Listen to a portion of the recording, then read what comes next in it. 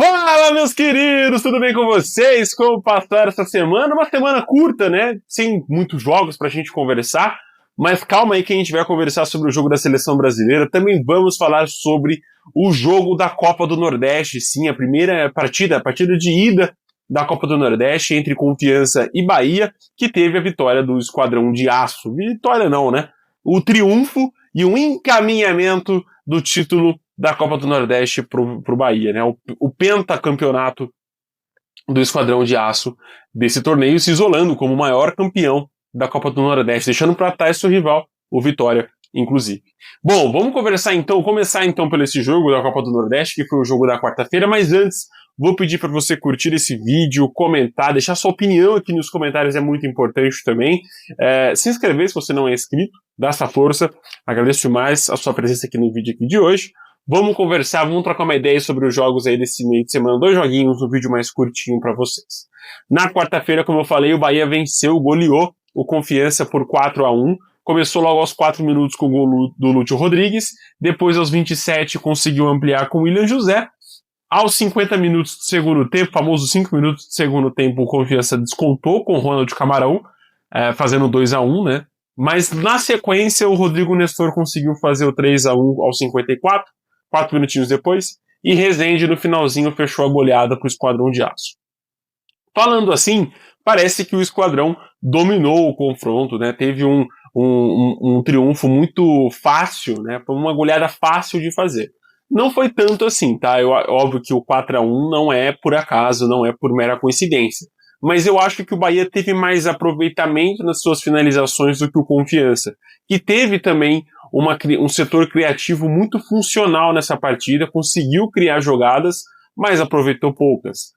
Faltou aquele capricho final no último setor para conseguir. Inclusive, quando estava 1-0, o Confiança teve uma grande oportunidade no meio do primeiro tempo, que acabou, né, desperdiçando, finalizando muito errado e acabou deixando de ter uma oportunidade de empate nesse jogo, que poderia ter mudado um pouquinho, né, a tônica da partida. Mas óbvio que você tomar esse gol aos 4 minutos, na primeira descida do Bahia praticamente para o campo de ataque, óbvio que dá uma desanimada. E no momento que o Confiança conseguiu fazer o gol com o Ronald Camarão no segundo tempo, ter o gol do Bahia na sequência, acho que foi importantíssimo para esse encaminhamento, esse triunfo do Esquadrão. Foi uma partida muito boa de assistir, os dois times criaram bastante, mas a partir do gol do Rodrigo Nestor, o Bahia teve mais controle da partida. Diferentemente contra o Mirassol, que o Bahia tomou um vareio de bola, né, foi amplamente dominado, nesse jogo contra o Confiança, a reação pós-gol do Rodrigo Nestor, né, de uma excelente cobrança de falta, mas a gente já vai falar do goleiro Alan do Confiança, que na minha opinião errou na montagem da barreira, o Nestor conseguiu colocar de novo o Bahia mais calmo na partida e esfriar a reação do Confiança, né? Porque o estádio já estava aflorado, estava, né, aquecido com esse gol do time da casa e sofreu o gol na sequência, deu aquela desanimada. Inclusive nas entrevistas pós-jogo, você percebe os jogadores do Confiança já desacreditados de qualquer reação na Fonte Nova. E não é por menos, né? O Bahia consegue jogar muito bem dentro da sua casa e tem tudo para voltar com esse título. Acho que inclusive o Bahia entrou com um time muito misto nesse jogo. Pode ser que o time da final agora desse sábado, da volta, esteja mais misto ainda. Então isso possibilita um pouco o Confiança a sonhar com uma vitória. Não estou dizendo que vai ser campeão. É outros 500, como a gente diria. A vantagem de 3 gols é muito confortável. Isso pode possibilitar e deve possibilitar o Rogério Ceni poupar nesse jogo da volta, visto que o Bahia já completou mais de 60 jogos nesse ano. Isso é um dado muito importante para a gente destacar aqui e passar a valorizar mais os clubes do Nordeste, né? Não só pela quantidade absurda de jogos, como Copa do Nordeste, Campeonato Estadual, Copa do Brasil, enfim, Brasileirão, Libertadores e Sul-Americana no caso do Bahia. Mas na questão de viagem, né, os times do Nordeste, de Bahia, Fortaleza, Pernambuco, são times que jogam muito, viajam muito, perdão. O tempo todo o Bahia tem que pegar avião para jogar no Rio de Janeiro, para jogar em Minas, para jogar em São Paulo, enquanto os clubes aqui do Sudeste, São Paulo, Minas e Rio de Janeiro, por mais que peguem alguns aviões, né, é muito mais fácil, né, o translado. Lá em Salvador, Recife e também Fortaleza é um pouco mais difícil. Mas enfim, meus queridos, o Bahia tem um título encaminhado da Copa do Nordeste, vai ser o 5º título do Bahia, né? Isso eu acho muito bacana da gente destacar. É a equipe que mais tem títulos da Copa do Nordeste, a Lampions League, né? E fez por merecer. Fez uma campanha muito sólida na Copa do Nordeste, foi o time que melhor jogou tudo, né? Desde a fase de grupos até as eliminatórias, e não à toa consegue já, na partida de ida, definir o título. Como eu falei, pode ser que o Confiança vença o jogo da volta? Pode. 1-0, 2-0, pode acontecer, mas ser campeão ou levar essa partida para os pênaltis eu acho já muito difícil. O Bahia tem uma segurança defensiva, mesmo com o time reserva, com jovens, que dá uma certeza de um título ser disputado na Copa, ser conquistado, ser levantado na Fonte Nova, ainda mais que 47 mil pessoas já vão estar presentes. Previamente a comprar ingressos vão estar presentes nesse jogo da volta. Minha crítica, acho que a CBF deveria olhar com mais carinho para a Copa do Nordeste, porque é um torneio muito bacana, é um torneio que tem um potencial gigantesco e precisa ser melhor cuidado pela CBF. Talvez fazer no final do ano, talvez fazer um pouco mais cedo do que os campeonatos regionais, ou encurtar os campeonatos regionais. Mas é um campeonato que a CBF deveria olhar com mais carinho, porque, cara, é um baita de um campeonato com potencial gigantesco. Parabéns ao Bahia, né?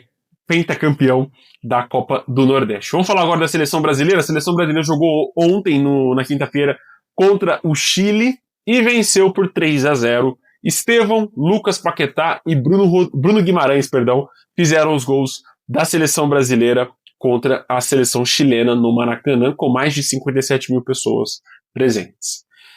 Gostei do que eu vi. Tá, eu acho que esse foi o melhor jogo do Ancelotti comandando a seleção brasileira, mas a gente tem que separar o joio do trigo aqui.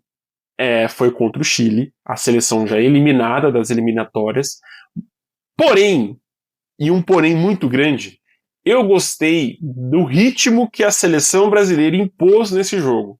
Eu acho que se fosse, né, a gente voltar lá atrás, antes do Ancelotti chegar na seleção, talvez esse jogo fosse um pouquinho mais moroso, né, com a seleção esperando muito do Chile, com dificuldade de criação. Esse jogo foi o contrário. Estevão pela direita e Martinelli pela esquerda foram foguetes, né? O setor criativo do Brasil nessa partida funcionou assim, como eu nunca tinha visto nesse último ciclo pré-Copa, né? Pós-Copa do 2022 e pré-2026. Esse inteirinho dessas duas Copas, eu nunca tinha visto um jogo tão criativo da seleção brasileira como foi essa partida no Maracanã. Como eu falei, Estevão pela direita e Martinelli pela esquerda funcionaram muito bem. Não devem ser os titulares, eu acho que ainda há chance do Rafinha jogar pela direita e o Vinícius Júnior jogar pela esquerda, mas dá um sinalzinho de alerta para esses dois jogadores. Esse é o ritmo de jogo que a gente quer ver com a seleção brasileira, e eu acredito que esse é o ritmo de jogo que o Ancelotti quer ver também com a camisa com a seleção brasileira jogando, né? O Rafinha, para mim, foi o único que destoou ali um pouquinho no meio, teve um pouquinho de dificuldade de armação de jogadas, mas Estevão pela direita, Martinelli pela esquerda e o João Pedro pelo centro funcionaram muito bem.